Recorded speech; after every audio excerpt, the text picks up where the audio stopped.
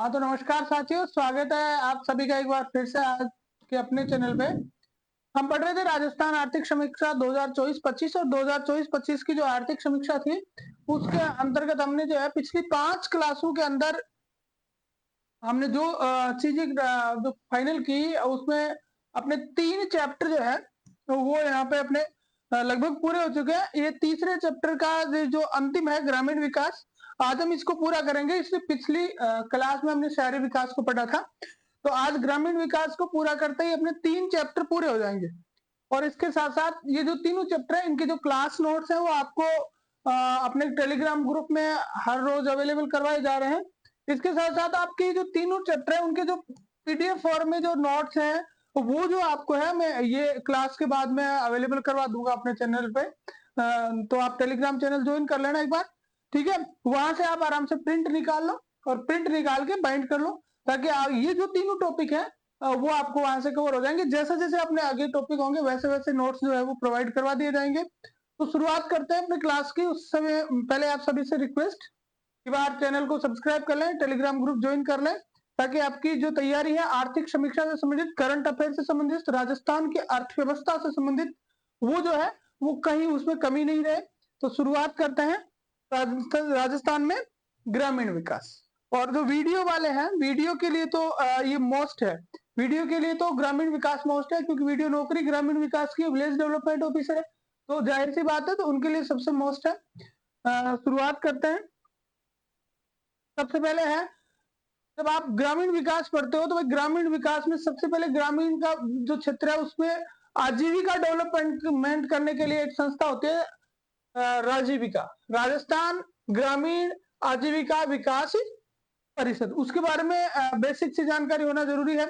सबसे पहली चीज ध्यान दें कि 2010 के अंदर 2010 के अंदर जो है ना इसको एक स्वायत्त परिषद के रूप में स्थापित किया गया, ऑटोनोमस काउंसिल के रूप में इसको जो है वो एस्टेब्लिश किया गया 2010 के अंदर। पहली चीज हमें ये ध्यान रखनी है, अब ये राजीविका करती क्या है, ये सेल्फ हेल्प ग्रुप बनाती है, SHG जिसको बोलते हैं, सेल्फ हेल्प ग्रुप, SHG इनके द्वारा बनाए जाते हैं, यानी स्वयं सहायता समूह है, ठीक है।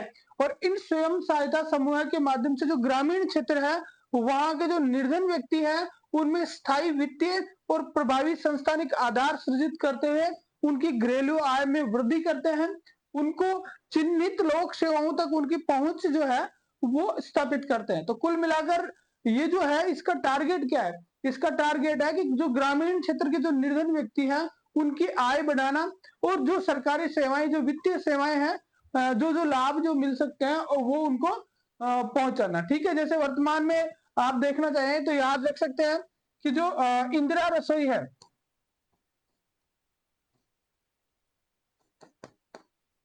पर्सन ये भी आ सकता है। तो इंदिरा रसोई का जो संचालन है वो किसके द्वारा किया जा रहा है, तो इंदिरा रसोई का जो संचालन है वो ग्रामीण क्षेत्र में ये राजीविका द्वारा किया जा रहा है। राजीविका के तहत सेल्फ हेल्प ग्रुप बने हुए हैं जिसमें महिलाएं शामिल हैं। ये महिलाएं जो है वो निश्चित उसमें रहती है संख्या में, और कोई ना कोई काम उनको जो है वो सिखाया जाता है, प्रशिक्षण दिया जाता है, फिर उनको लोन दिलवाया जाता है और उसके आधार पर वो अपनी आजीविका चलाती है। घर का काम करते करते जो है वो अपना योगदान जो है वो घरेलू आय बढ़ाने में भी करती है। तो कुल मिलाकर राजीविका में 3-4 चीजें ध्यान रखनी है। सेल्फ हेल्प ग्रुप के माध्यम से काम करती है, 60-40 का रेशियो है, 60% जो अनुदान होता है वो केंद्र सरकार का होता है, 40% अनुदान राज्य सरकार स्वीकृत करती है, ठीक है। और मेन जो टारगेट है वो है ग्रामीण क्षेत्र के जो निर्धन लोग हैं उनकी आय में वृद्धि करना, ठीक है। तो राजीविका के बारे में इतनी बात करेंगे, अगले में चलते। अब देखो नरेगा, महात्मा गांधी ग्रामीण रोजगार गारंटी योजना, ठीक है। तो नरेगा में देखो आपको क्या याद करना है, नरेगा में सबको पता है भाई 100 दिन का रोजगार देते हैं। कितने दिन का रोजगार देते हैं, 100 दिन का तो देते हैं अपन रोजगार नरेगा में। अब ये रोजगार कैसा होता है, अकुशल,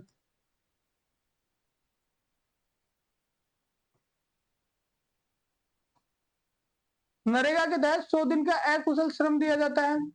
व्यक्ति को जो है वो 5 किलोमीटर की दूरी के अंदर, भाई जो आवास के तहत दूरी में आपको कार्य देना होता है, अगर कोई आवेदन करता है तो प्रपत्र 6 भरवाया जाता है और 5 किलोमीटर की दूरी के अंदर जो है उसको कार्य देना होता है। अगर 5 किलोमीटर की दूरी में ग्राम पंचायत कार्य नहीं दे पाती है और 5 से प्लस में जाती है तो उसको 10% क्या देना पड़ता है, पीए देना पड़ता है। यानी उसकी जो अकुशल श्रमिक की जो दर है उसका 10% राशि अतिरिक्त देनी पड़ेगी, दूरी भत्ता के रूप में देनी पड़ेगी। ठीक है, तो ये चीज आपको ध्यान रखनी है।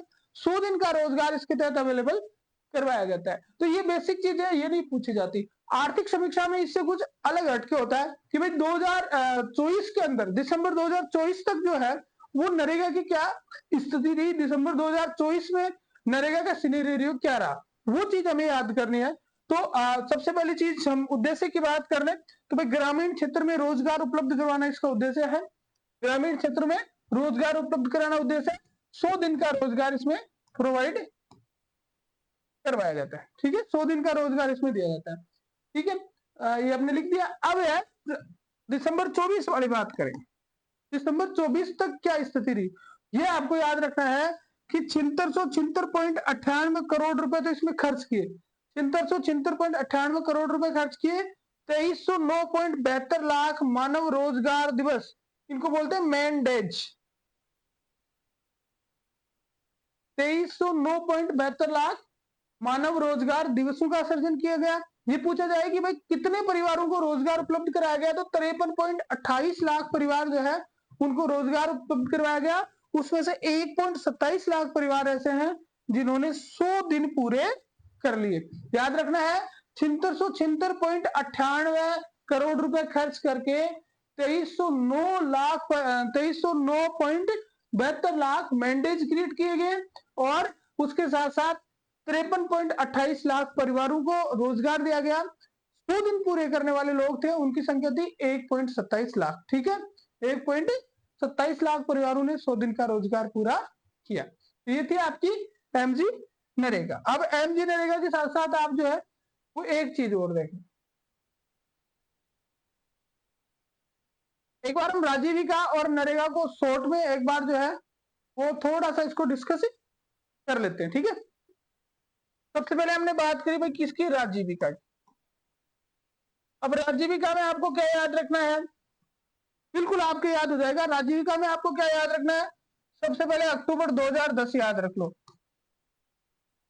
क्यों भाई, अक्टूबर 2010 में क्या हुआ था, स्थापना हुई थी। ठीक है, याद हो गया। दूसरा, ऑटोनोमस बॉडी स्वायत्त परिषद के रूप में हुई, उसमें भी कई बार चेंज कर दिया जाता है।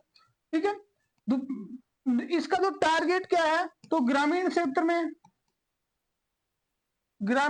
में आय को क्या करना, बढ़ाना या घटाना, आय में वृद्धि करना। आय ग्रामीण सेक्टर में जो निर्धन व्यक्ति है उनकी इनकम में वृद्धि करना इसका टारगेट है। ठीक है, उसके बाद में हम बात करेंगे कि 60-40 की याद रखें।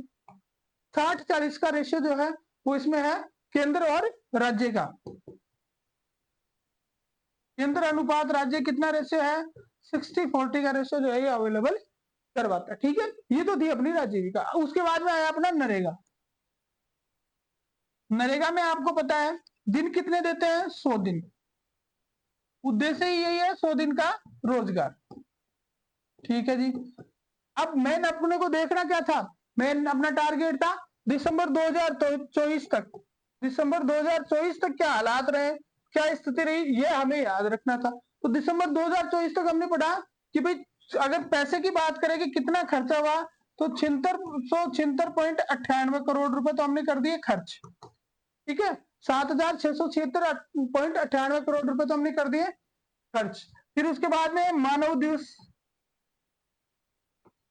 क्या बात आई, मानव दिवस मैंडेज कितने सृजित किए, तो 2309 लाख। ठीक है, पॉइंट छोड़ दो, 2309 लाख जो है वो मानव दिवस सृजित किए गए। अगर ये पूछा जाए तो कि भाई कुल कितने परिवार ऐसे हैं जिनको रोजगार दिया गया, कुल परिवार कितने हैं, तो 53.28 लाख। 53.28 लाख परिवार ऐसे जिनको रोजगार दिया गया। अब इसमें यह पूछ लिया जाए कि ये जो 53.28 लाख है उनमें से 100 डेज कितने लोगों ने पूरे किए, 100 दिन जो है वो कितने लोगों ने पूरे किए, तो 100 दिन जो है वो आपके पूरे के 1.27 लाख परिवारों ने जो है वो 100 दिन पूरे किए। एक परिवार को एक वित्तीय वर्ष में 100 दिवस का रोजगार उपलब्ध करवाया जाता है। टोटल परिवार जिन्होंने एक वित्तीय वर्ष में काम किया दिसंबर 24 तक की हम बात कर रहे हैं तो 53.28 लाख परिवार थे। उसमें से 1.27 लाख परिवार ऐसे थे जिन्होंने 100 दिन का रोजगार पूरा कर लिया। नरेगा में आपको यही याद रखना है, बाकी सारी चीजें इतनी बड़ी नरेगा में याद रखने की जरूरत नहीं है, क्योंकि इकोनॉमिक सर्वे में हमें यही दिया गया। अब यहां से आपको एक छोटी सी चीज और याद रखनी है, वो आपको क्या याद रखनी है कि सरकार ने एक स्कीम और चलाई, एक नई स्कीम चलाई। उस स्कीम का नाम क्या था? उस स्कीम का नाम था मुख्यमंत्री रोजगार गारंटी योजना।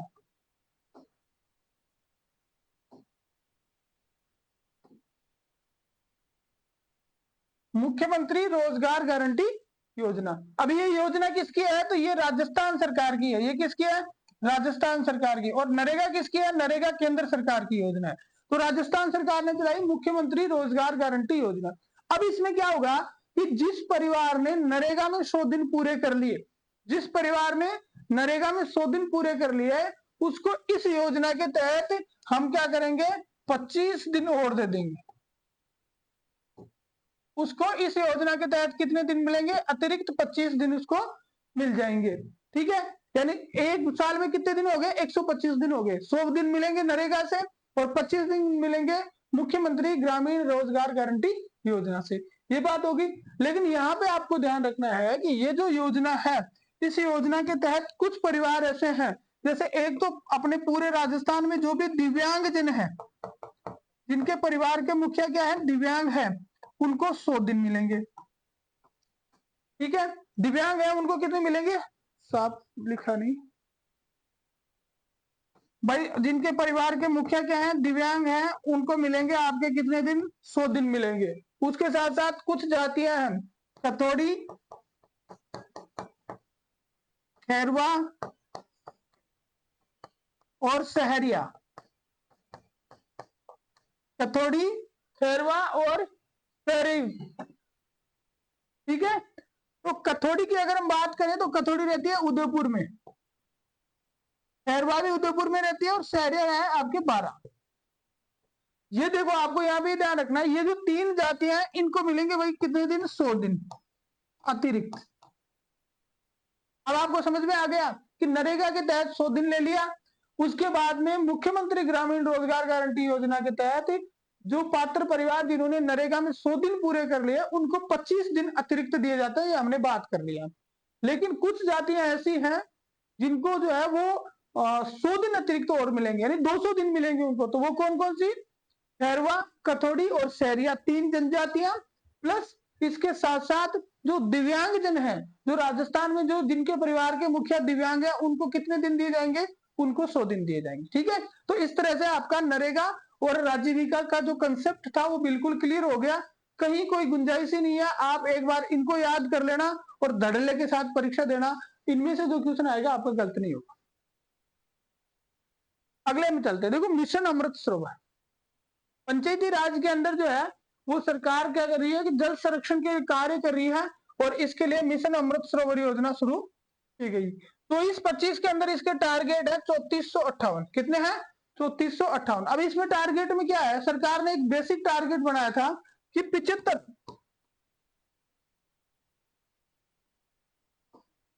75 अमृत सरोवर जो है वो प्रत्येक जिले में विकसित किए जाएंगे। अब पहले तो जिले तो जब ये स्टार्ट हुई तब कितने थे? 33 ही थे, 41 तो अब हुए हैं। तो 75 अमृत सरोवर किए जाएंगे। इसका लक्ष्य था प्रत्येक जिले में कम से कम 75 अमृत सरोवरों का निर्माण करना था। ठीक है, और राज्य का लक्ष्य हो गया 2475। कितना हो गया? 2475। लेकिन टारगेट इन्होंने कितना है? अभी कितना है आपने? 3458। कितना है भाई? 2475 की जगह 3458, यानी 100% से ज्यादा जा रहे। ठीक है, तो आपको 2 चीजें याद रखनी है। प्रत्येक जिले में 75 जो है वो टारगेट था। 2475 कुल टारगेट था, उसके अगेंस्ट में 3458 जो है वो अमृत सरोवर बना रहे हैं। अब आपको यहाँ पे एक अमृत सरोवर की डेफिनेशन और ध्यान रखनी है कि पात्रता कौन कौन से अमृत सरोवर, ऐसे तालाब कौन से तालाब लेंगे? गांव में बहुत से तालाब है, तो लेंगे कौन से तालाब? तो अमृत सरोवर के रूप में डेवलप करने के लिए तालाब की पात्रता यह है कि उसकी जो भराव क्षमता है वो 10,000 क्यूबिक मीटर होनी चाहिए। उसकी भराव क्षमता, जल धारण क्षमता जो है वो कितनी होनी चाहिए? 10,000 क्यूबिक मीटर उसकी जलधारण क्षमता होनी चाहिए, और इसके साथ साथ उसका जो एरिया है वो न्यूनतम 1 एकड़ यानी 0.4 हेक्टर, न्यूनतम 1 एकड़ यानी 0.4 हेक्टर होना चाहिए। तो आपका जो मिशन अमृत सरोवर है उसमें आपको यही याद रखना है, 3458 टारगेट हो गया। अभी कुल टारगेट था आपका 2475, 75 एक में करना है, 10,000 की जलधारण क्षमता, और फिर सबसे अंत में 1 एकड़ का एरिया होना चाहिए यानी 0.4 हेक्टर। ठीक है, नेक्स्ट में चलते हैं। पीएम जनमन योजना, प्रधानमंत्री जनजातीय आदिवासी उत्थान महाअभियान। ठीक है, अब ये योजना की शुरुआत की बात करें तो सबसे पहले हमें ध्यान रखना है कि ये जो योजना थी इसकी शुरुआत वही कब हुई, तो इसकी शुरुआत आपके हुई है 15 नवंबर 2023 को, और इस दिन जिस दिवस के रूप में मनाया गया था उसका नाम था जनजातीय गौरव दिवस।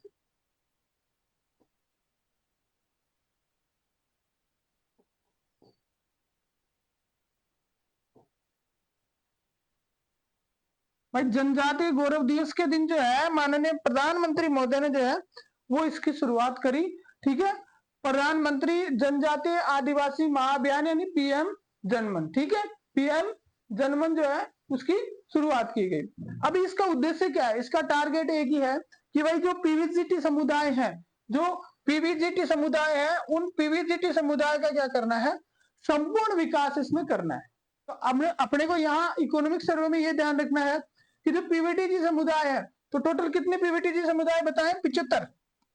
इन पूरे भारत में जो 75 पीवीटीजी समुदाय है, ठीक है, वो अत्यंत संवेदनशील जो जनजातीय समूह है उनका हमें क्या करना है, संपूर्ण समग्र विकास करना है। और पीवीटीजी के विकास मिशन की शुरू की गई 75 विशेष यानी कमजोर जनजातीय समूह का इसमें विकास किया जाएगा। आपको राजस्थान के परिप्रेक्ष्य में विशेष ध्यान रखना है कि राजस्थान में 8 पंचायत समितियां आ रही है, वो कौन से जिले की आ रही है, 12 जिले की। 12 जिले की 8 पंचायत समितियों में जो है ये मिशन चल रहा है। तो प्रश्न सीधा सा पूछा जाता है कि पीएम जनमन योजना कौन से जिले में संचालित की जा रही है, तो एक ही जिला है कि उसमें 12 जिले में, और 12 जिले का कौन सा समुदाय है, सहरिया। मैंने आपको बताया था सहरिया समुदाय। ठीक है, तो इस सहरिया समुदाय के अंदर ये योजना संचालित की जा रही है। तो याद रखने वाली चीज है। अब इसमें क्या कहते हैं, समग्र आवास की बात कर रहे हैं। एट फर्स्ट हम यहाँ पे हम ग्रामीण विकास के सेक्टर की बात कर रहे हैं, पीडब्ल्यूडी की नहीं कर रहे हैं। तो इसके अंदर क्या है, इसमें सभी काम किए जाएंगे, जैसे ऊर्जा, सड़क, पेयजल, क्षमता निर्माण, रोजगार, समग्र विकास में सब कुछ आ जाता है, शिक्षा, चिकित्सा सब आ गया है ना। तो समग्र विकास किया जाएगा। हम यहाँ पढ़ रहे हैं ग्रामीण विकास, तो ग्रामीण विकास के अंतर्गत क्या करेंगे, हम ग्रामीण विकास की बात करेंगे तो हम आवास बनाएंगे। ठीक है, तो आवासहीन जो शहरी परिवार है उनको 2 लाख आवास बनाए जाएंगे। कितने आवास बनाए जाएंगे, 2 लाख आवास बनाए जाएंगे, और इनको कुल 2.35 लाख रुपए की राशि मिलती है आवास पे। 12,000 रुपए शौचालय के मिलते हैं, और 23,940 रुपए किसके मिलते हैं, 23,940 रुपए नरेगा से 90 दिन का रोजगार प्रदान किया जाएगा। ठीक है, तो ये होगी पीएम जनमन योजना। अब हम देखते हैं एक बार इनको दोनों को शॉर्ट में।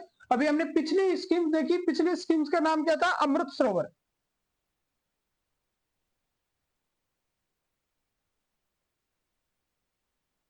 भाई अमृत सरोवर का क्या कंसेप्ट क्या था, तो अमृत सरोवर का कंसेप्ट ये था भाई 75 प्रति जिले।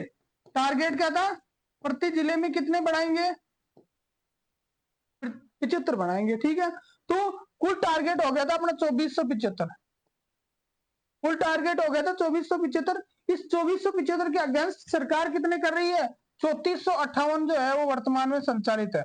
3458 जो है वो क्या कर रही है, डेवलप कर रही है। 2475 का टारगेट था, लेकिन डेवलप कितने कर रहे हैं, 3458 कर रहे हैं। ज्यादा कर रहे हैं ना, ठीक है, कोई बात नहीं, अच्छी बात है। अब दूसरी चीज थी कि इसकी पात्रता क्या होनी चाहिए, इसकी पात्रता क्या है, तो पात्रता के अंदर हमने 2 चीजें देखी थी, एक उसकी भराव क्षमता,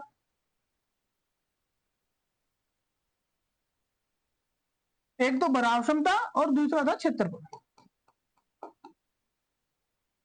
भराव क्षमता के अंदर हमने बात करी कि उसकी जल धारण क्षमता जो है वो होनी चाहिए 10,000 क्यूबिक मीटर।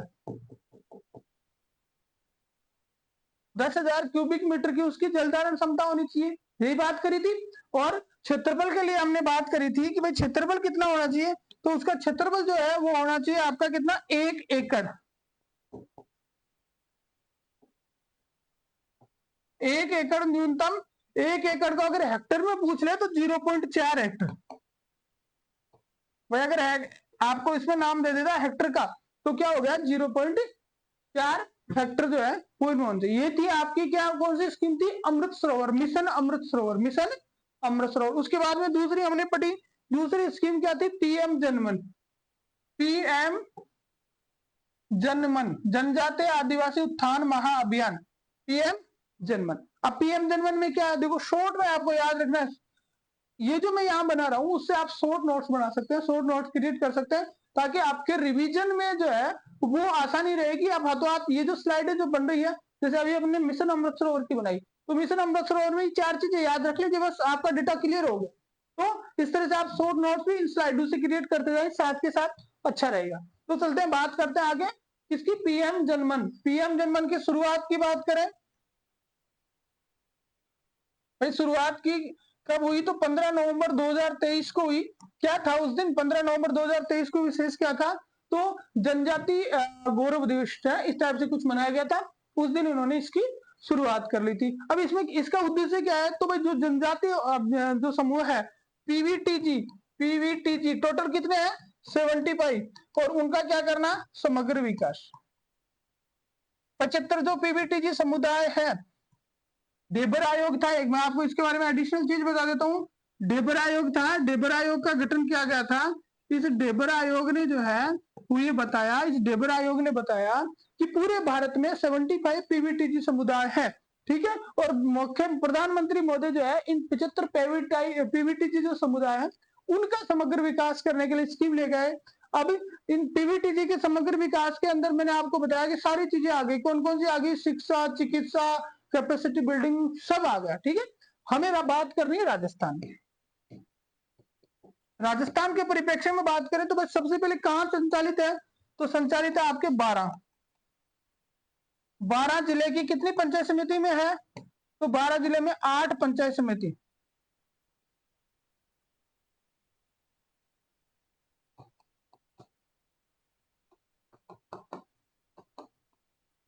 बारह जिले की 8 पंचायत समितियों में संचालित है, बात हो गई। उसके बाद में कौन सी जाति है भाई, यहाँ पे कौन सी जाति रहती है, तो यहाँ सहरिया समुदाय रहता है, सहरिया जनजाति रहती है। सहरिया जनजाति के उत्थान के लिए ये योजना चल रही है, राजस्थान के एक ही जिले में चल रही है, ठीक है। उसके बाद में आता है कि हम ग्रामीण विकास से संबंधित क्या काम कर रहे हैं, तो इनको दे देंगे हम आवास, इनको दे देंगे, इनके बना देंगे घर में मकान। जिनके मकान नहीं है, जिनके मकान है उनके नहीं बनाएंगे, तो कितने बनाओगे भाई, तो 2 लाख बनाएंगे। 2 लाख मकान जो है वो इनको दिए जाएंगे। अब ये 2 लाख मकान दिए जाएंगे तो पैसे कितने मिलेंगे, तो प्रति आवास जो है वो 2.35 लाख रुपए, RS 2.35 लाख, ठीक है।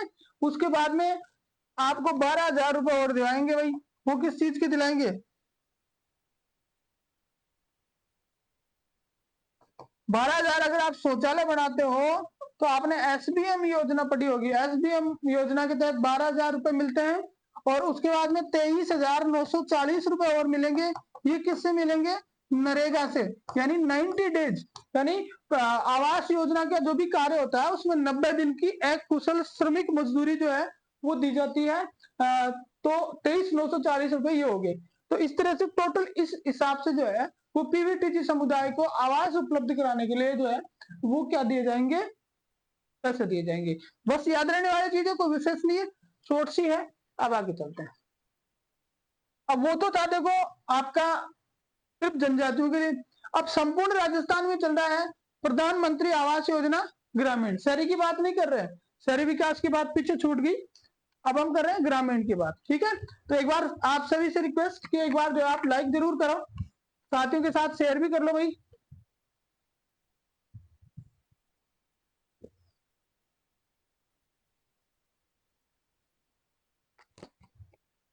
आर्थिक समीक्षा पूरी आपको जो है वो करवाई जाएगी। और किसी लेवल पे आपको जो है ये नहीं फील होगा कि आर्थिक समीक्षा में हमें कुछ नहीं आता। आपको कंप्लीट आर्थिक समीक्षा जो है तो वो इस तरह से याद करवा दी जाएगी। इसके बाद में हम इसको जो है वो क्वेश्चन फॉर्मेट में भी लाएंगे, टेस्ट सीरीज में भी लाएंगे, ताकि जब तक आपके आगे परीक्षा है उससे पहले पहले आपकी आर्थिक समीक्षा पूरी हो, और आर्थिक समीक्षा इस टाइप से पूरी हो कि आप जो है भूले नहीं। और उसके बाद में फाइनली जो है वो मैराथन लाके शॉर्ट्स के माध्यम से हम इसको कंप्लीट कर लेंगे। ठीक है, तो करते हैं एक बार शुरुआत प्रधानमंत्री आवास योजना ग्रामीण की।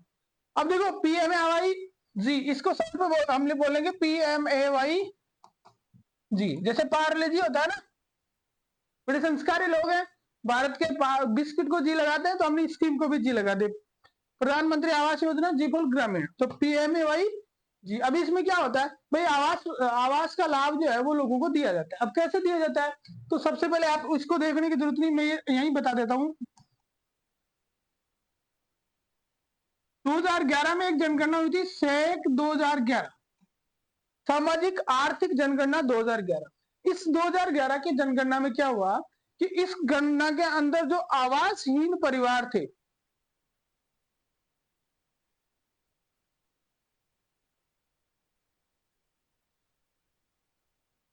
हुआ क्या कि 2011 में जब जनगणना हुई, सामाजिक जातिगत आर्थिक जो भी जनगणना थी, उस टाइम पे उस परिवार की पूरी सिचुएशन एक टेबलेट के माध्यम से कैप्चर की गई। लोगों ने उस टाइम ध्यान नहीं दिया, और हो सकता है कि कुछ लोगों ने जो है वो नाम भी नहीं जुड़ा पाए, या किसी कारण से गलत नाम उसमें जुड़ गए। तो इस जनगणना के अंदर जो आवासहीन परिवार थे, उन लोगों की एक वरीयता सूची बनी। इन आवासहीन परिवारों की क्या बनाई गई, वरीयता सूची।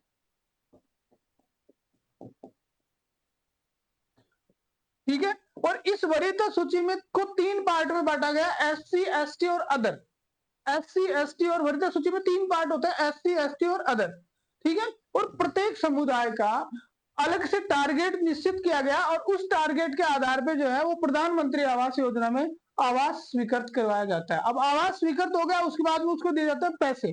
पैसे कैसे दिए जाते हैं, तो पैसे जो है आवास के सैंक्शन होने के बाद में उसको कितने रुपए मिलेंगे, ये आपको विशेष तौर से ध्यान रखना है। तो भाई सबसे पहले तो 1,20,000 रुपए तो उसको जो है वो दिए जाते हैं 3 किस्तों में। ये 1,20,000 कितनी किस्तों में दिए जाते हैं, 3 किस्तों में।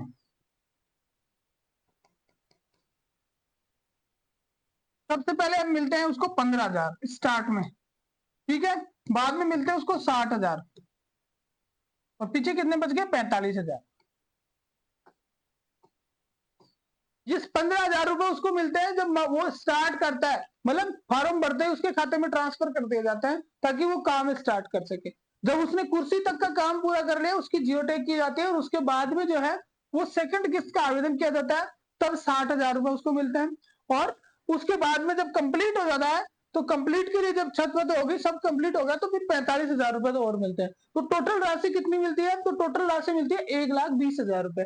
ठीक है, कितनी किस्तों में मिलती है, तो भाई 3 किस्तों में मिलती है, 15, 60 और 45। ठीक है, ये बात होगी पूरी। अब उसके बाद में आगे आता है कि यही पूरा हो गया कि नहीं, भाई नरेगा से भी आपको कुछ दिला देंगे,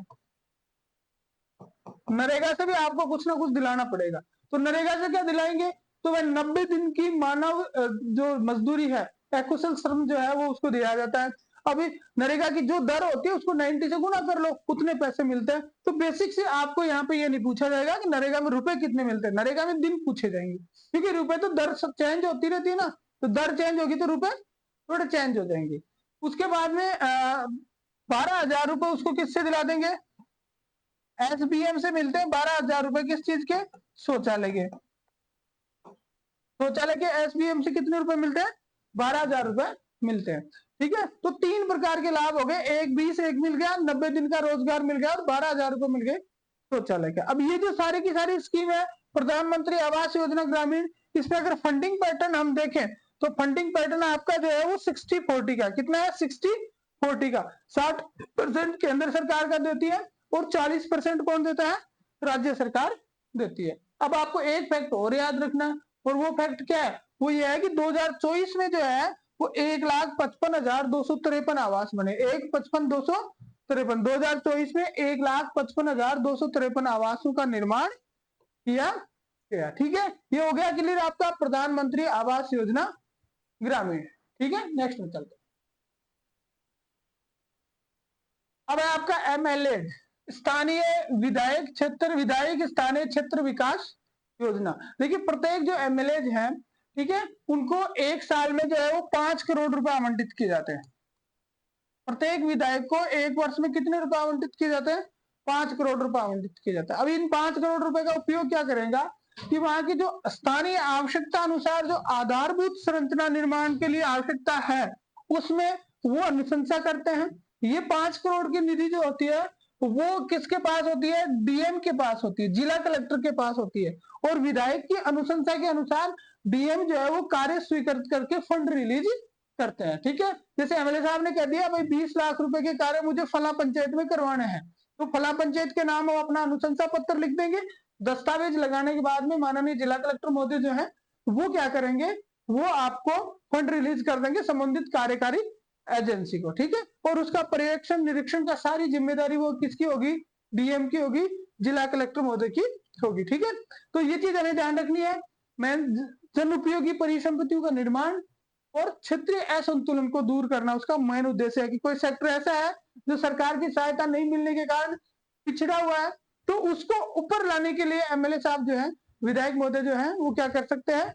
अनुशंसा कर सकते हैं। ठीक है, अब इसमें उन्होंने 2 क्लॉज और डाले हैं, वो आप ध्यान रखें कि 20% राशि, ये जो 5 करोड़ हो गए, इसकी 20% राशि तो SC ST पे खर्च करेंगे। 20% राशि SC ST के उत्थान के लिए खर्च की जाएगी और 20% राशि जो है वो मरम्मत हेतु कर सकते हैं।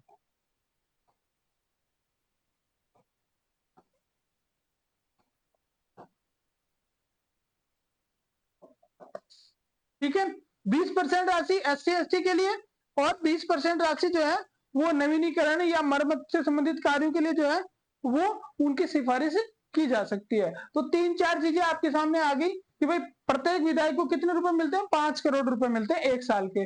वो फंड रखता कौन है? तो वो फंड DM के निर्देशन में रखा जाता है, DM उसकी स्वीकृति करते हैं। अब ये जो उनके अनुशंसा के अनुसार भुगतान किया जाता है, ये जो पैसे रखते हैं, ये पैसे जो है उसका 20% तो SC ST के उत्थान के लिए खर्च करेंगे और 20% जो है वो मरम्मत के कार्यों पे खर्च कर सकते हैं। अब यहाँ पे देखो एक नए अब की बार उसमें बजट में एक चीज और जोड़ दी है कि ये जो 5 करोड़ है उसमें से विधायक जो है वो निजी संस्था को भी दे सकते हैं।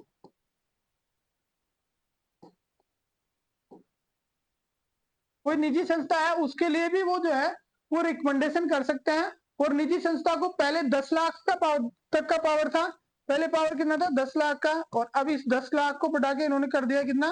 15 लाख। भाई निजी संस्था को जो है वो कितने रुपए दिए जा सकते हैं? 15 लाख रुपए तक जो है वो किसको दिए जा सकते हैं? निजी संस्था को दिए जा सकते हैं। ठीक है, अब आप आगे चलते हैं। अगला है MP लेट। जैसे हमने पीछे पढ़ा ना विधायक क्षेत्र विकास योजना, सेम वो क्या होगी? सांसद स्थानीय क्षेत्र विकास योजना। भाई विधायक को भी उतने पैसे मिलते हैं और सांसद को भी उतने ही मिलते हैं। तो अपने कितने हैं? लोकसभा में तो कितने हैं? 25, और राज्यसभा में कितने हैं? 10। टोटल कितने हो गए? 35 जो विधायक है, 35 सॉरी जो सांसद हैं, उनको प्रति ईयर अपने क्षेत्र में विकास कार्य कराने के लिए वही कितनी राशि मिलती है?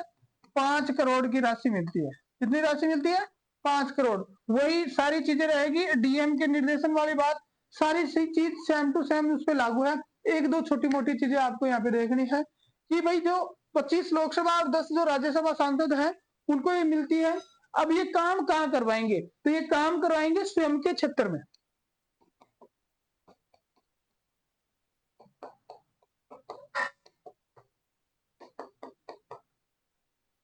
खुद के क्षेत्र में काम करवाएंगे। ऐसा नहीं है कि चुनाव लड़ते हैं पाली से और रिकमेंडेशन कर रहे हैं जयपुर में, ये नहीं हो सकता। उनको क्या करना है? खुद के क्षेत्र में काम कराएंगे। तो अब समस्या ये आती है भाई राज्यसभा वाले में क्या है? राज्यसभा तो किसी का क्षेत्र होता ही नहीं।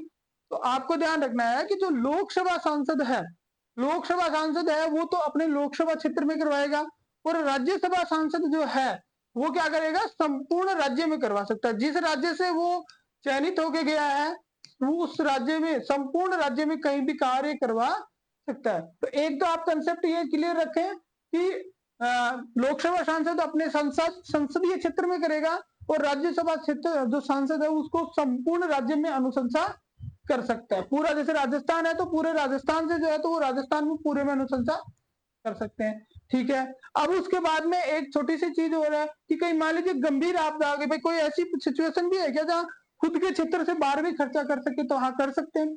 कोई गंभीर प्राकृतिक आपदा की स्थिति में सांसद अपने संसदीय क्षेत्र या राज्य के बाहर अधिकतम 1 करोड़ रुपए तक के व्यय की अनुशंसा कर सकते हैं, ये भी ध्यान रखना है। तो सांसद जो है उनको 5 करोड़ मिलते हैं ना, उसमें से वो अपने एरिया में ही खर्च करेंगे, लेकिन ऐसी पोजीशन आ गई कि भाई गंभीर प्राकृतिक आपदा जैसे कोरोना मान लो, ठीक है, या फिर कहीं कोई दूसरी ऐसी परिस्थितियां उत्पन्न होगी, तो उन स्थिति में 1 करोड़ रुपए तक जो है वो अपने क्षेत्र से बाहर, और लोकसभा राज्यसभा सांसद अपने राज्य से बाहर भी अनुशंसा कर सकते हैं, लेकिन विशेष परिस्थितियां होनी चाहिए। ठीक है, अब देखिए कुछ क्षेत्रीय विकास की योजनाएं चलती हैं। क्षेत्रीय विकास की योजनाओं का मतलब है कि कुछ क्षेत्र कमजोर है, सरकार उनके लिए विशेष योजना लेके आती है, जैसे मेवात क्षेत्र विकास योजना, डांग क्षेत्र विकास योजना, ब्रज क्षेत्र विकास योजना, मगरा क्षेत्र विकास योजना, इस तरह से। ठीक है, BADP चलती है, बॉर्डर एरिया डेवलपमेंट प्रोग्राम। तो उस क्षेत्र विकास को लेकर चलती है, उसमें उनको पढ़ेंगे 2-4 योजनाएं हैं। सबसे पहले है मेवात क्षेत्र विकास योजना। मेवात क्षेत्र विकास योजना, देखो इसमें आपको क्या याद रखना है, मेवात क्षेत्र, मेवात किसको कहते हैं? मेवात मेव जाति का जो बाहुल्य वाला क्षेत्र है उनके विकास के लिए ये योजना चलती है। अब मेव जाति कहाँ रहती है? तो मेव जाति तो आपके मेन फैक्टर एक ही है, अलवर में रहती है। मेव जाति कहाँ रहती है? अलवर में रहती है। अब अलवर से एक जिला और बन गया, कौन सा बन गया? खैरथल तिजारा।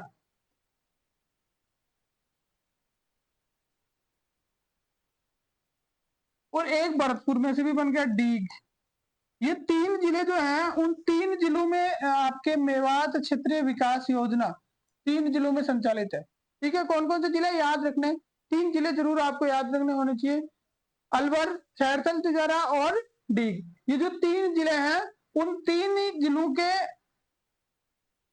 14 विकास खंड है। 3 जिलों के 14 विकास खंडों के टोटल जो है वो 807 गांवों में ये योजना संचालित होती है। बस ये आपको ये पहली चीज ये याद रखनी है। भाई मेवात क्षेत्र विकास योजना कहाँ चल रही है?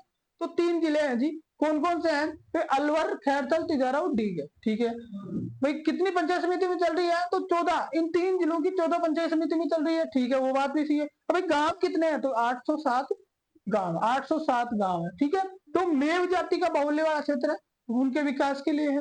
अब दूसरी चीज ये आती है कि भाई इसकी स्टार्ट कब हुआ? तो 1986-87 में, 1986-87 में जो है ये योजना प्रारंभ की गई। इसका उद्देश्य क्या है? आवश्यक आधारभूत सुविधाओं तथा अतिरिक्त रोजगार के अवसरों का सृजन कर क्षेत्र के आर्थिक विकास को प्रोत्साहित करना। भाई ये तो बेसिक सी बात है कि वहां पे जो है वो विकास के लिए जो है वो योजना चल रही है। तो ये आपको नहीं पूछा जाता, वैसा कॉमन सी बात है, अगर पूछा भी जाता है तो गलत होता नहीं है।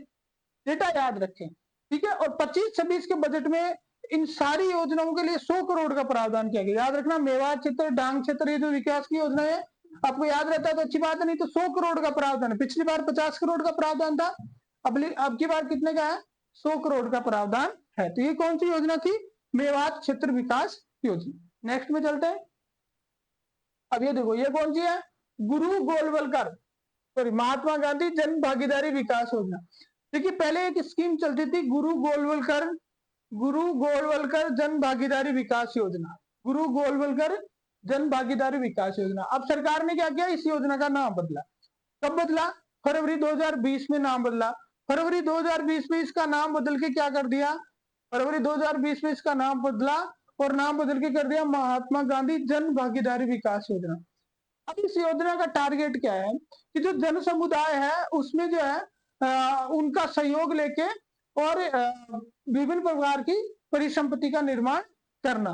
तो ग्रामीण क्षेत्रों में, सबसे पहले तो शहरी क्षेत्र में नहीं है, विकास, रोजगार सृजन तथा सामुदायिक परिसंपत्तियों के निर्माण और रख रखाव में जन भागीदारी सुनिश्चित करना। जैसा इसका नाम ही है, महात्मा गांधी जन भागीदारी विकास योजना, तो लोगों की भागीदारी सुनिश्चित करने के लिए जो है ये योजना संचालित की जा रही है। अब इसमें दो प्रकार के काम होते हैं, एक तो शमशान की चार दीवारी और अन्य प्रकार के कार्य।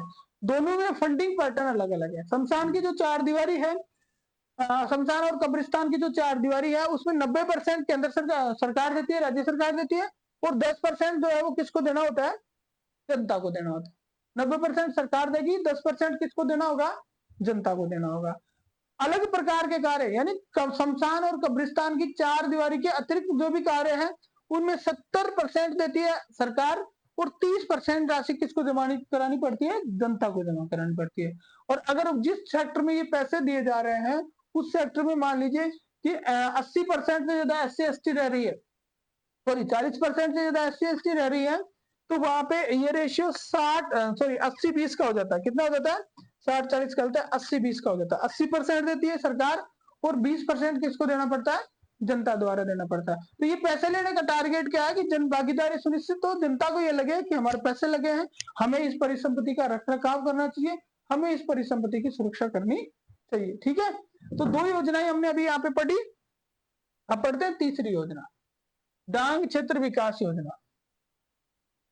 अब डांग क्षेत्र विकास योजना में क्या है, देखो डांग क्षेत्र कौन सा कहलाता है, डांग क्षेत्र आता है चंबल नदी का जो बीहड़ वाला क्षेत्र।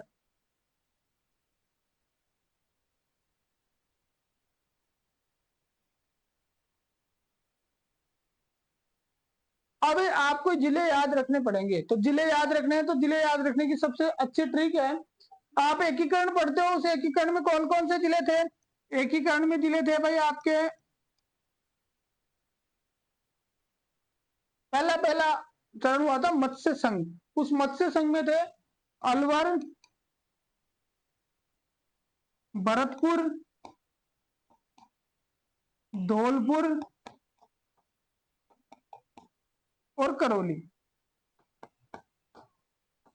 ये जिले थे। ठीक है, उसके बाद में दूसरी चीज आप हाड़ौती की बात करो, भाई हाड़ौती में कौन कौन से जिले शामिल है वर्तमान में, तो हाड़ौती की अगर हम बात करें तो आपके आगे कोटा, बूंदी, बारां और झालावाड़। कितने जिले हो गए, 8 जिले हो गए। कितने जिले हो गए, 8 जिले हो गए। अब आपको याद रखना है कि भाई आपको डांग क्षेत्र विकास कार्यक्रम कौन कौन से जिलों में चल रहा है, तो 4 तो मत्स्य संघ के जिले हो गए, 4 हाड़ौती के हो गए।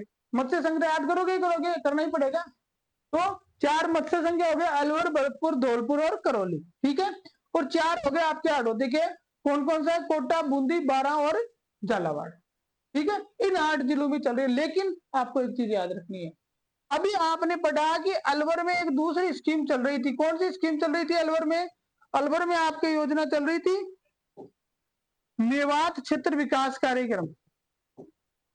अलवर सेक्टर के अंदर फायदा पहुंचाने के लिए, क्षेत्र का विकास करने के लिए कौन सी स्कीम चल रही थी, मेवात क्षेत्र विकास कार्यक्रम। तो एक क्षेत्र के विकास के लिए एक ही स्कीम रखेंगे, तो अलवर को काटेंगे, यहाँ अलवर को क्या कर देंगे, हम काट देंगे, और जैसे ही अलवर को यहां से काटेंगे तो अपनी संख्या हो गई 7, तो 7 हो गई, तो इनको 8 करना है वापस, तो यहाँ एक और जोड़ दो भाई, यहाँ कौन सा जोड़ दो, सवाई माधोपुर।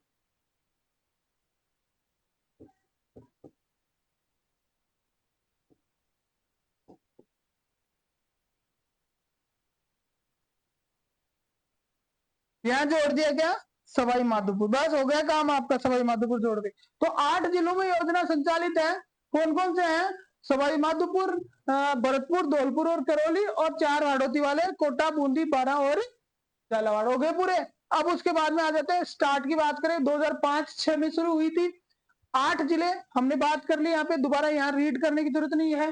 ठीक है, और गांव यहाँ पे याद कर लो 2192 गांव, कितने गांव है, 2192 गांव। अब से इससे पिछले हमने पढ़ी मेवात क्षेत्र विकास योजना, उसमें कितने गांव थे भाई, मेवात क्षेत्र में थे 807 गांव, 14 ब्लॉक, 807 गांव। यहाँ कितने हैं, 2192 गांव, इसमें कितने हैं, 2192 गांव। और वही 2025-26 में मैंने कहा कितने रुपए है बजट में, 100 करोड़ रुपए है आपके लिए।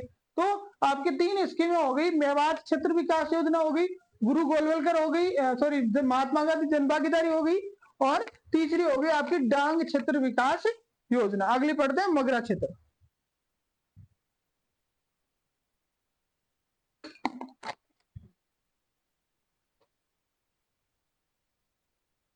अगली देखो, मगरा क्षेत्र विकास योजना। मगरा का मतलब होता है पहाड़। मगरा का अर्थ क्या होता है? पहाड़ होता है। ठीक है, राजस्थानी भाषा में मगरा बोलते हैं। तो जो पहाड़ी क्षेत्र है, उस पहाड़ी क्षेत्र का विकास करने के लिए ये योजना चलाई जा रही है। तो पहाड़ी क्षेत्र जिन जिन जिलों में होगा उनमें सब में ये स्कीम चलेगी। देखो याद रखने की ट्रिक है सीधी सी, उनमें सब में ये स्कीम चलेगी। लेकिन ये स्कीम जो है वो सिर्फ कितने जिलों में है? 5 जिलों में ही है। अब 5 जिलों में क्यों है? क्योंकि ऐसे पहाड़ी क्षेत्र जो टीएसपी में नहीं आते, जो जिले टीएसपी में आते हैं उनमें ये स्कीम नहीं है। आप सीधा सा याद रख लो, टीएसपी जो जिले हैं, ठीक है, उनमें ये नहीं है। उनके अलावा जो पहाड़ी क्षेत्र है उन जिलों में है। तो वो जिले कौन कौन से हैं आपके जहां ये स्कीम चलती है? तो पहला हो गया ब्यावर, दूसरा हो गया भीलवाड़ा, ब्यावर, भीलवाड़ा, राजसमंद, पाली, और एक कौन सा रहेगा? चित्तौड़।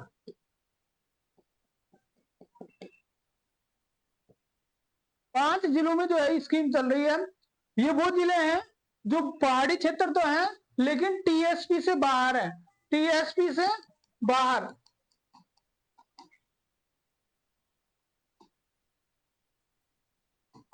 टीएसपी से बाहर जो पहाड़ी क्षेत्र है वहां ये योजना संचालित होती है। जिले याद रखने, ब्यावर, भीलवाड़ा, राजसमंद, पाली और चित्तौड़गढ़। ठीक है, इन 5 जिलों में के टोटल 1746 गांवों में ये स्कीम चालू है।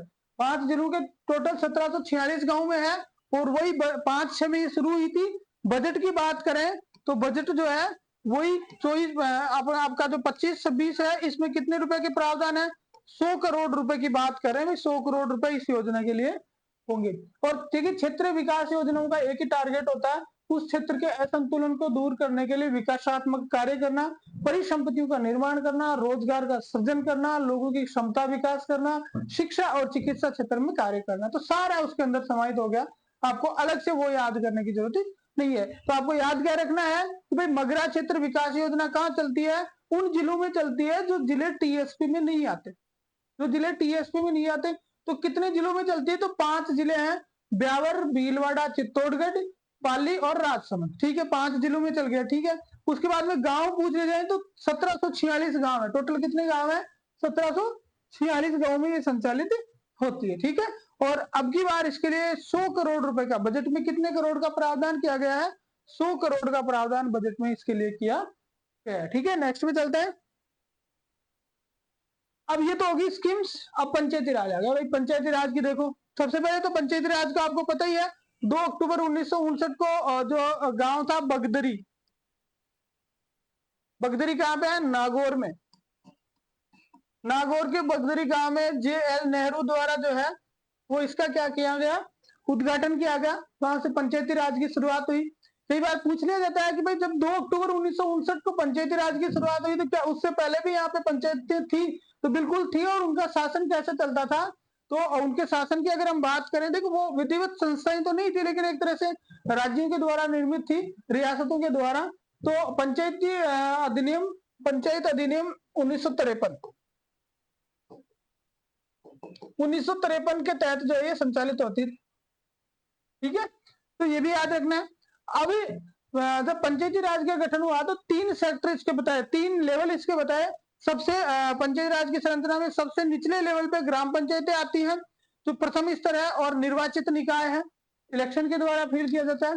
दूसरे पे पंचायत समिति आती है, ठीक है, ये राजकीय निकाय है। और तीसरे पे जिला परिषद आती है। तो 3 स्तर पूछे जाएंगे पंचायती राज के। 3 स्तर कौन से? सामान्य सी बात है, ये तो शायद ही कोई गलती करे कि निचले लेवल पे आती है पंचायत, फिर सेकंड लेवल पे आती है आपकी पंचायत समिति और थर्ड लेवल पे आती है कौन सी? जिला परिषद आती है। ठीक है, तो बस वही है, नॉर्मल सी चीज है। फिर जब पंचायती राज पढ़ते हो तो पंचायती राज में सबसे मेन 73वां संविधान संशोधन जो है वो याद रखना है। तो 24 अप्रैल 1993 को संवैधानिक दर्जा दिया गया। 73वां संविधान संशोधन जो है लागू हुआ। और 243 जी जो है, अनुच्छेद 243 जी के अंदर जो है वो क्या दिया हुआ है? ग्राम पंचायत की शक्तियों का प्रावधान किया गया है। पूरा पंचायती राज अलग से जब हम पॉलिटिकल साइंस के तहत पढ़ेंगे तब आपको बताएंगे कितने अनुच्छेद हैं, किस अनुच्छेद में क्या है। ठीक है, यहाँ एक बेसिक सी चीज आपको इकोनॉमिक सर्वे में दी गई है, हालांकि यहाँ से नहीं पूछा जाता, क्योंकि वो पूछा जाता है कहाँ से, अपना पॉलिटी वाला जो पोर्शन है उससे पूछा जाता है।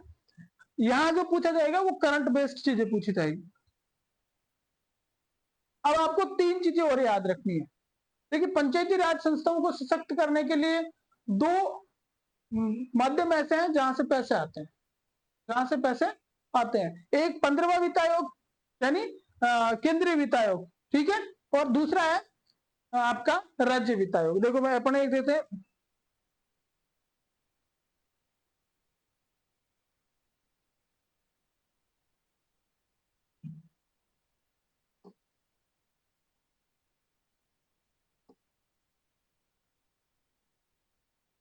देखिए पंचायती राज को अनुदान देने के लिए 2 संस्थाएं कार्यरत हैं, 2 आयोग हैं।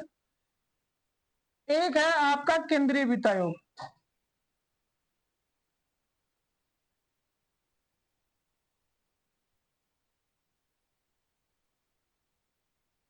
और दूसरा आपका राज्य वित्त आयोग।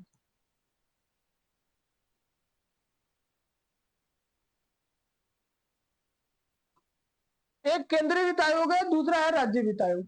अभी सबसे पहले हम सामान्य बातें करेंगे केंद्रीय वित्त आयोग के बारे में। अभी वर्तमान स्थिति देखें, उससे पहले हम देखते हैं इसका प्रावधान क्या है। तो संवैधानिक प्रावधान की बात करें,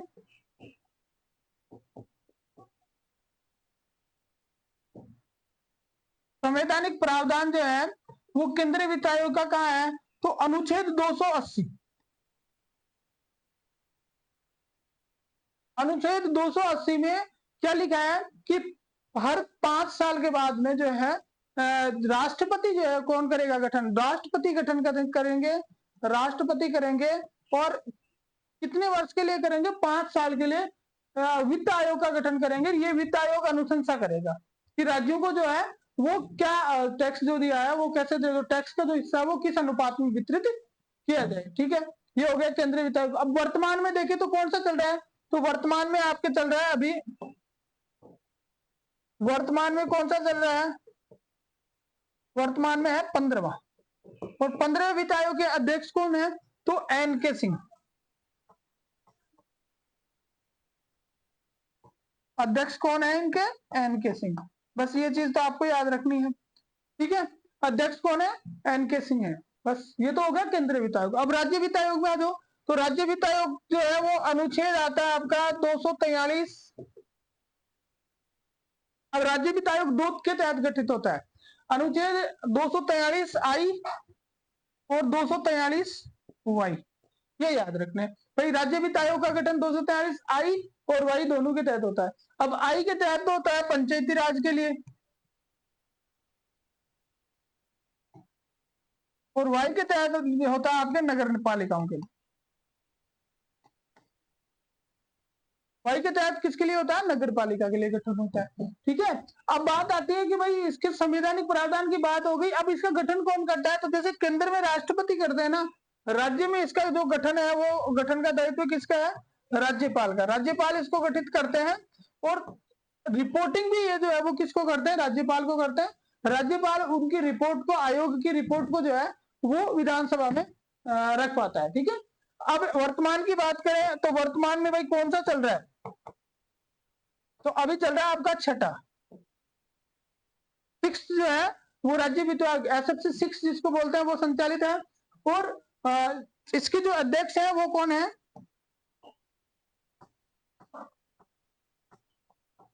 राज्य वित्त आयोग के अध्यक्ष है प्रद्युम्न सिंह।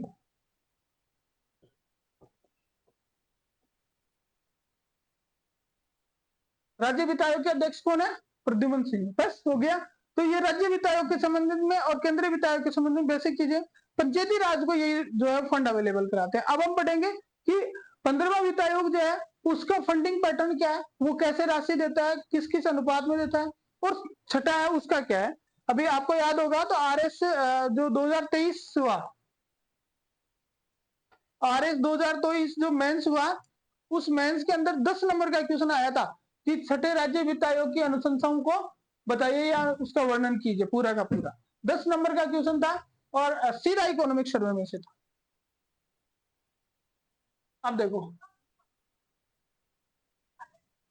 राज्य 15 वित्त आयोग पढ़ते हैं। 15 वित्त आयोग में देखो क्या है, इसकी अवधि है 2021-22 से 25-26 तक, यानी 5 साल के लिए हमने बात कर ली, 5 साल के लिए गठन होता है। ठीक है, अब ये जो फंड वितरित करता है, ये जो पैसे देता है, अब इसमें जो भुगतान होगा,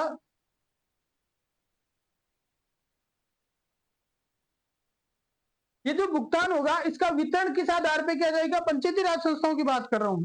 ठीक है, तो इसका वितरण होगा जनसंख्या के आधार पे, और जनसंख्या की कब की, 2011 की। 2011 की जो सेंसस है उसके आधार पे पंचायती राज संस्थाओं को इसके फंड का वितरण किया जाएगा। अब पंचायती राज में अपन ने कितनी संस्थाओं की बात की, 3 संस्थाएं हैं पंचायती राज में, 3 संस्थाएं हैं, तो तीनों संस्थाओं को ऐसा थोड़ी सब एक को दे देगा। जो भी राशि आएगी, जो भी राशि आएगी उस राशि का अलग अलग परसेंटेज आएगा। तो सबसे पहले ग्राम पंचायत, फिर पंचायत समिति,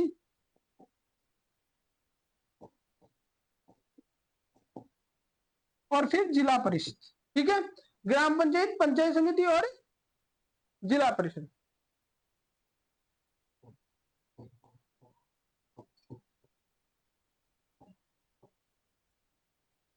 ठीक है, देखिए जो फंड होगा उसका 80% राशि ग्राम पंचायत के खाते में आएगी। 15 वित्त आयोग ने जो रिकमेंडेशन की ग्राम पंचायतों के लिए, उसकी 80% राशि कहाँ आएगी, ग्राम पंचायत के पास आएगी। ठीक है, फिर उसका 15% जो है वो कहाँ पे आएगा, आपके पंचायत समिति में आएगा, और 5% राशि जो है वो कहाँ पे आएगी, आपकी जिला परिषद में आएगी। तो सबसे पहले तो ये ध्यान रखना है कि 15वें वित्त आयोग के द्वारा जो फंडिंग पैटर्न किया गया है तो वो 2011 की जनसंख्या के आधार पर किया गया। दूसरी चीज हमें ये ध्यान रखनी है कि 80% राशि ग्राम पंचायतों के खाते में आएगी, 15% पंचायत समिति के खाते में आएगी, और 5% राशि जो है वो कहाँ पे आएगी, जिला परिषद के खाते में आएगी, कुल राशि जो ये दे रहा है। ठीक है, पहली चीज तो ये हो गई। अब दूसरी चीज देखना है कि ये जो फंड आ रहा है, इस फंड को इन्होंने 2 पार्ट में डिवाइड किया है। इस फंड को 2 पार्ट में डिवाइड किया, 2 पार्ट है इसके। टोटल जो फंड है उसके 2 पार्ट है, एक टाइड फंड, एक होगा अनटाइड फंड। ठीक है, टाइड फंड जो है कुल राशि का 60% है, और अनटाइड जो है वो कुल राशि का 40% है। अब टाइड फंड का ये है कि टाइड फंड को उन्होंने फिक्स कर दिया कि ये जो पैसे आएंगे तो वो पैसे आपको क्या करने पड़ेंगे, वो पैसे आपको फिक्स जो एक्टिविटीज निर्धारित किए उनमें ही आपको खर्च करने पड़ेंगे। और अनटाइड का मतलब है, तो अनटाइड में इन्होंने स्पष्ट लिखा है कि प्रशासनिक कार्यों के अतिरिक्त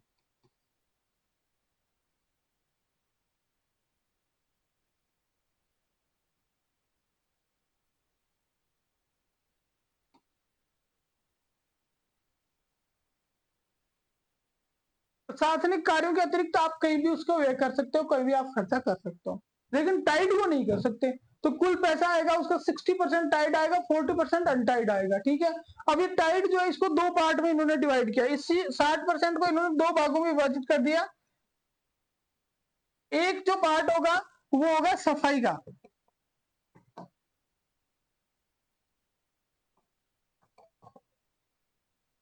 सैनिटेशन का। ठीक है, और दूसरा होगा पेयजल,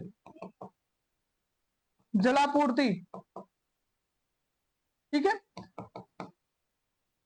वाटर का।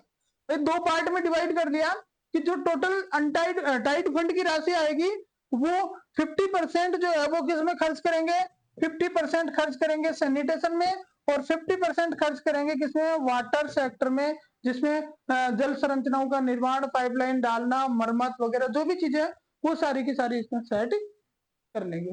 ठीक है, तो आपको समझ में आ गए फंडिंग पैटर्न। सबसे पहले फंड देंगे, कैसे देंगे भाई, 15वें वित्त आयोग वाले, तो 80% पंचायत 2011 की जनगणना के अनुसार देंगे, 80% पंचायतों को देंगे, 15% पंचायत समिति को देंगे, और 5% जिला परिषद को दे देंगे। ठीक है जी, फिर टोटल जो फंड आएगा उस फंड का 60% टाइड होगा, और 40% क्या होगा, अनटाइड होगा। 60% जो टाइड होगा वो 2 पार्ट में डिवाइड होगा, एक सैनिटेशन होगा और दूसरा क्या होगा, ड्रिंकिंग वाटर होगा। तो सैनिटेशन के अंदर 50% और ड्रिंकिंग वाटर के अंदर 50% हो जाएगा। ठीक है, अनटाइड जो है उसको आप कहीं भी खर्च कर सकते हो, बशर्ते आपको प्रशासनिक वे में उसको यूज नहीं करना है, बस 15 वित्त आयोग में इसके अलावा है ही क्या, और कोई देख लेते कोई छोटी मोटी चीज हो तो। हाँ, एक चीज और है कि जो किस्तें आएंगी वो 50-50% माने एक साल में 2 किस्तें टाइड की आएंगी, 2 किस्तें अनटाइड की आएंगी, 4 किस्तों में टोटल पैसे आ जाएंगे। ये भी ठीक है, बस हो गया, बाकी कुछ नहीं है। तो ये आपका हो गया 15वां वित्त आयोग। अब इसी तरह से लेते हैं छठा राज्य वित्त आयोग, षष्ठम राज्य वित्त आयोग। षष्ठम राज्य वित्त आयोग को भी देख लेते हैं। भाई मैंने बात की कि ये राज्य के लिए है, तो वही अवधि इसकी है, ठीक है, 2021-22 से 25-26, ठीक है, बस लास्ट 2021-22 से 25-26 जो है वो यही जो अवधि जो है इसकी है। अब इसमें भी क्या है कि पंचायती राज संस्थाओं को दी जाने वाली कुल अनुदान राशि का वितरण जो है वो कैसे किया जाएगा। अब इन्होंने क्या किया कि जो अनुदान राशि है उस अनुदान राशि का वितरण का वही पैटर्न इसमें यहाँ रखा है। तो क्या रखा है देखो, उस अनुदान राशि 3 पार्ट में डिवाइड कर दिया।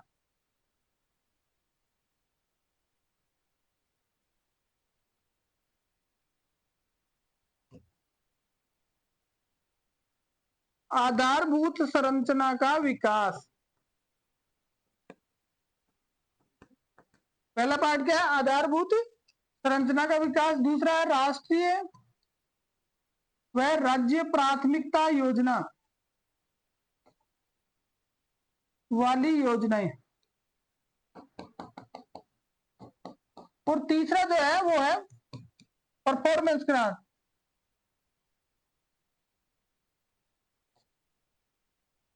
ठीक है, जो राशि आएगी उस राशि को कैसे डिवाइड करेंगे उसका उन्होंने पार्ट बताया। भाई सबसे पहले जो है वो राशि आएगी उसका 55% तो दिया जाएगा आपको आधारभूत संरचनाओं के निर्माण के लिए, भाई निर्माण कार्य करवाने के लिए दे देंगे। ठीक है, उसके बाद में 55% के बाद में 40% राशि दे दी जाएगी जो राज्य और राष्ट्रीय प्राथमिकता वाली योजना है उन योजनाओं के संचालन के लिए। ठीक है, और 5% राशि दी जाएगी परफॉर्मेंस ग्रांट के रूप में कि जो पंचायती राज संस्थान अच्छा कार्य करेगा उसको 5% अतिरिक्त किस्त जो है राशि उसको भुगतान की जाएगी। तो पहला पैटर्न तो आपको यहाँ पे ये याद रखना है। ठीक है, दूसरे पैटर्न की बात करें फंड में, फंड आवंटन की दूसरी बात करें तो जो स्वयं का कर राजस्व है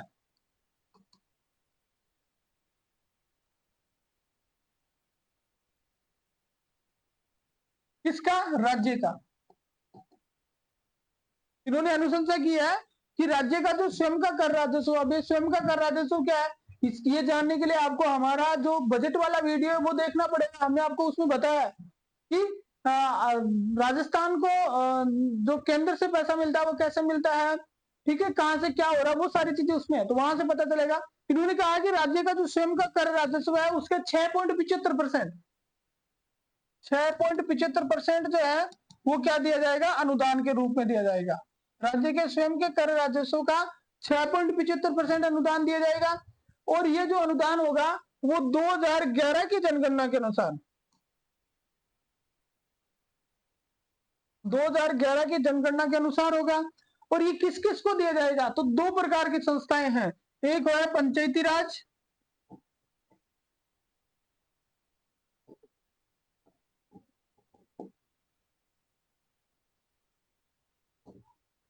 और दूसरी है आपकी नगरीय स्वायत्त शासित संस्थाएं।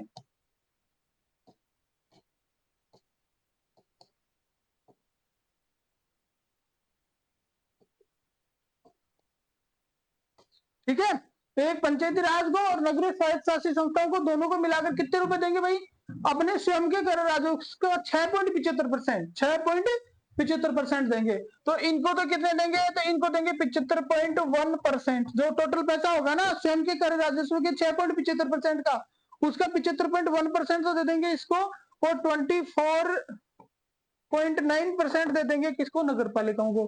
तो भाई राज्य वित्त आयोग पंचायती राज संस्थाओं को कितने पैसे देगा, 75.1, और नगर निकायों को 24.9। ये उनका रेशियो होगा, पहली चीज तो ये ध्यान रखनी। अब ये जो पैसे यहाँ दिए जा रहे हैं, ये जो पैसे यहाँ पे दिए जा रहे हैं, इस पैसे को भी ये पार्ट में डिवाइड कर लेंगे। वही कौन से, जैसे हमने पहले किया था जीपी, पीएस और ZP,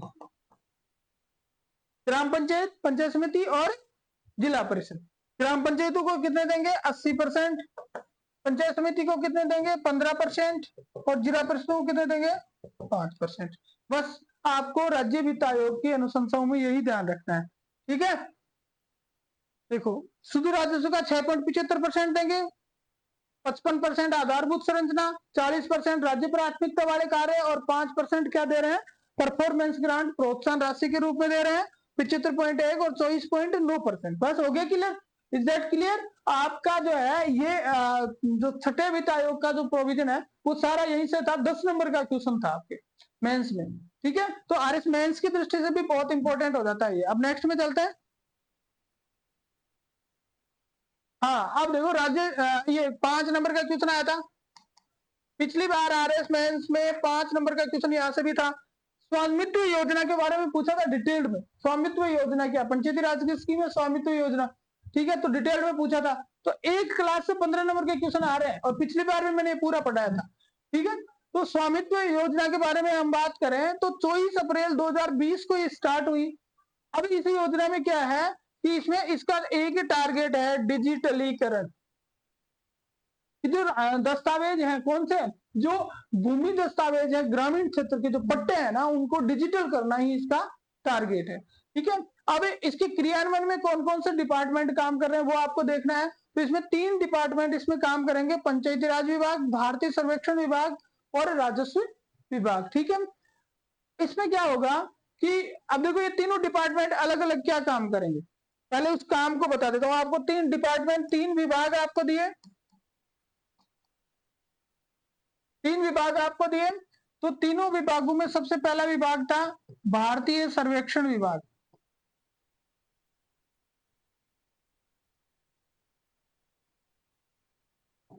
geological survey of India, ठीक है। दूसरा विभाग कौन सा था? राजस्व विभाग।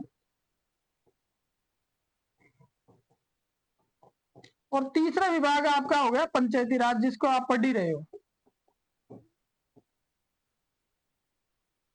ठीक है। भारतीय सर्वेक्षण विभाग, जियोलॉजिकल सर्वे ऑफ इंडिया क्या करेगा कि ड्रोन के माध्यम से, ड्रोन के माध्यम से क्या करेगा? गांवों का सर्वे करेगा और गांव का क्या बनाएगा? मानचित्रणीकरण करेगा, ठीक है। मानचित्र बना दिया, मैप बना दिया, और मैप बना के किसको दे देगा? मैप बनाएगा, ठीक है। उससे पहले क्या करेगा कि पंचायती राज और रेवेन्यू जो राजस्व विभाग है ये क्या करेंगे? सीमांकन करेंगे। किसका सीमांकन करेंगे जी? आबादी भूमि का।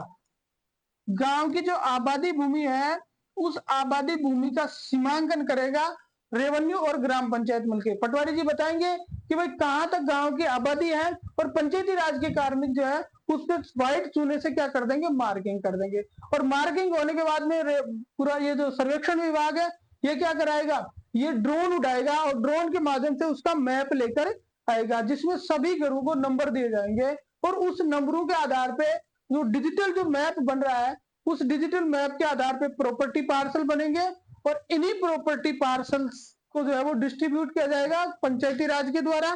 तो वो स्वामित्व कार्ड जारी करेंगे।